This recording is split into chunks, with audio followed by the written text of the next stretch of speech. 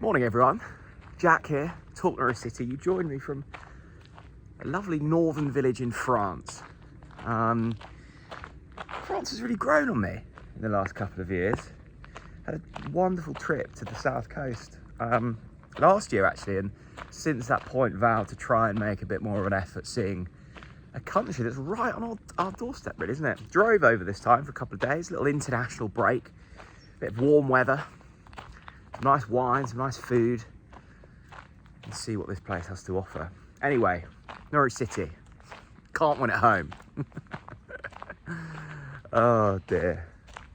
We are in a position much like last where, I thought that performance on Saturday was very reminiscent of last season's performances, whereby we start pretty strong, we huff and puff for half an hour, 40 minutes, don't score, create good chances, and then the opposition have 1-2 good opportunities and take the both. That's exactly what happened against Middlesbrough, and that is so frustrating because through Josh Sargent we had a good chance, through Papa Amadou Diallo we had a good chance, we created a lot down that right hand side, but unfortunately couldn't take it. And look, Borough went 2-0 up, and I guess we got a goal back late on through Josh Sargent, water's wet, but it wasn't enough, and obviously had the sending off with Jacob Wright, a fairly poor performance I thought from Jakov Medic. Ante Sienat is once again struggling to kind of get into games, and rightly or wrongly depending on where you stand, like there's been a slight bit of bedwetting from certain quarters of Norwich City fans. And look, I'm not coming on here to say you're not entitled to that. You are entitled to your opinion. We pay one of the, well, if not the most expensive season ticket in the Championship. It's extortionate money. So we should be entertained, we should be rewarded. And equally, if you're Mark and Mike Atanasio, you feel like you should be getting rewarded. They have spent considerable money on trying to get this squad to where it needs to be, and that's back in the Premier League. And yes, we've sold Borja Science, and yes, we sold Johnny Rowe. That's the point. I know Johnny Rowe's in Bologna now, isn't he? Could have seen Johnny Rowe while I was over here. Look, what we don't want is to get in another season where you're going, oh, it's a transition season, next season. We need to stop that. We need success, or we need improvement now. We can't be settling for, transition again. And we need to creep out of that. And I don't think we are, and I think there is improvement. I was slightly, disappointed to see some of the reaction to Jacob Wright, and actually Ante Sienat, and maybe even Jakov Medic to an extent, and other players that maybe haven't hit the ground running quite as quickly. If we take Jacob Wright as an example, here's a man who's 19 years old, I think has played 22, 23 senior football matches. I forget how young he is because he's so mature in the way that he kind of acts and delivers himself. Even when he was sat in front of me on the TNC podcast, I was like, oh my goodness, this is a grown man we're talking to here, not a 19-year-old kid who's just come up from Manchester City. And that's not even meant to, sound patronising. He's really impressive for his age. But he struggled on the weekend, and I think he's probably struggled with the game time that he's had so far this season. I think that midfield too is quite exposed. I think it worked with Mirko Topic and Marcelino Nunez. But I think the two at the weekend struggled. I thought the Borough midfield was excellent. And look, I think we need to add that caveat into it as well. I think the two teams that we faced at home have been really good. Millwall, very well drilled, good manager, good Championship squad. And I think Middlesbrough will be right up there this season. They were impressive with Hayden Hackney and Finn Azaz and Tommy Conway. Good, defensive unit with Luke Ayling and Dale Fry. Like there's enough quality in there to make it tough for teams, and that's exactly what they did. So that's Jacob Wright. I think he'll come good. Look, he needs to step up. Ben Napper has said that he wants him to be, or he sees him as a future Norwich City captain, but he'll grow and he'll deliver. I'm not worried about him. Ante Cianats is a weird one. Ben Napper came out pre-season and said, I see him being a number 9. Josh Sargent is still obviously here, which is a good thing. Let's put that out there. At this moment of recording, Josh Sargent is still at the building.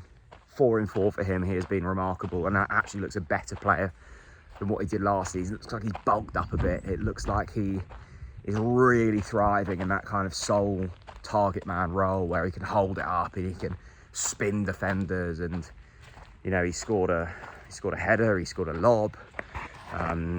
He really is an all-round striker, which is fantastic to see. But Ante Cianats means that he's been pushed out wide, and we saw that with him last season. He played a lot of football for us last season, probably more than anyone had expected. And I think with Ante, there's a couple of things. The price tag brings a level of expectation.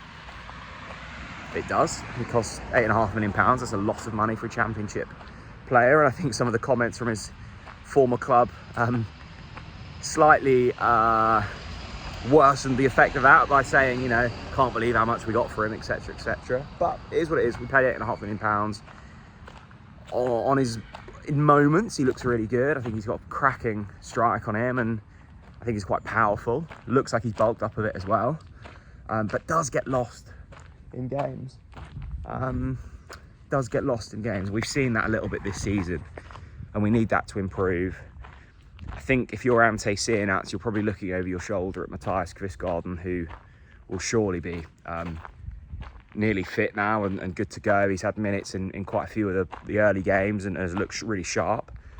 So you'd probably start Kvistgaarden now, I would assume, over Ante.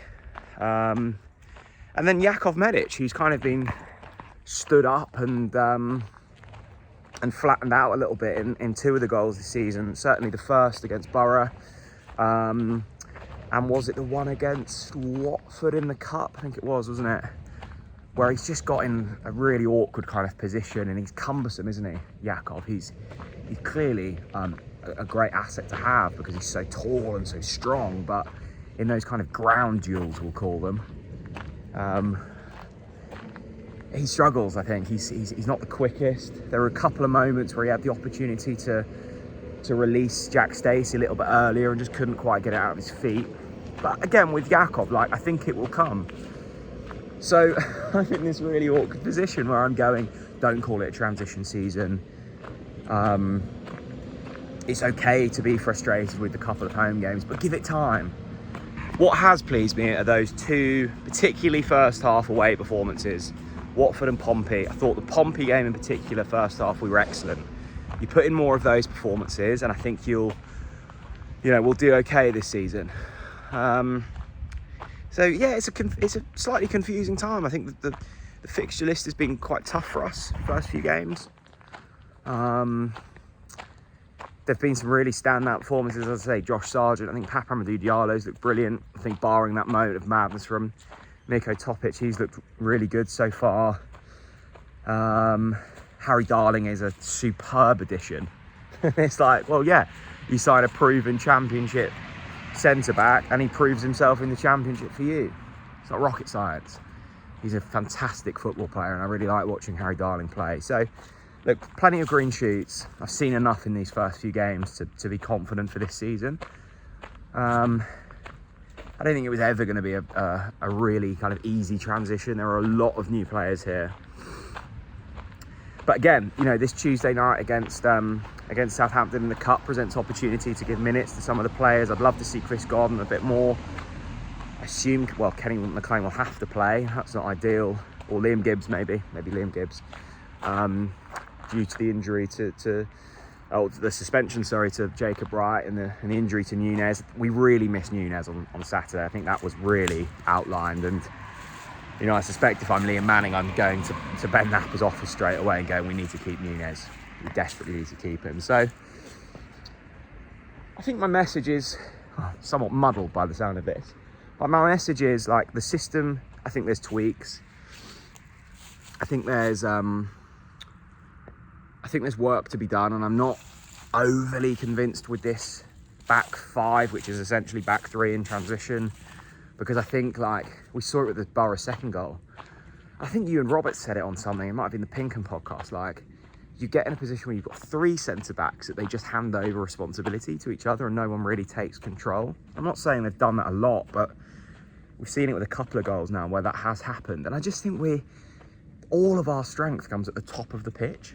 We've got a really talented side in that area, and it means you're having to miss one of those. And we looked really reliant on Jack Stacey down the right-hand side. I don't want to see everything coming through the kind of defensive wing back. Like, that doesn't feel right to me. Let's pivot against Southampton. Let's try something new, and let's see where we get to. But I still stand by the fact it's been a really good transfer window so far. A week till it closes. Someone locked Josh Sargent up in the basement. But I've enjoyed the football. Even on Saturday, I enjoyed it. It was frustrating. The 2 goals were so stupid to give away. The atmosphere was good. I think Manning has backing. I think the players know what they need to do. And now it's all about just bringing that stuff together. It will click. I'm sure it will. I really am sure. Medic, Sinat, right.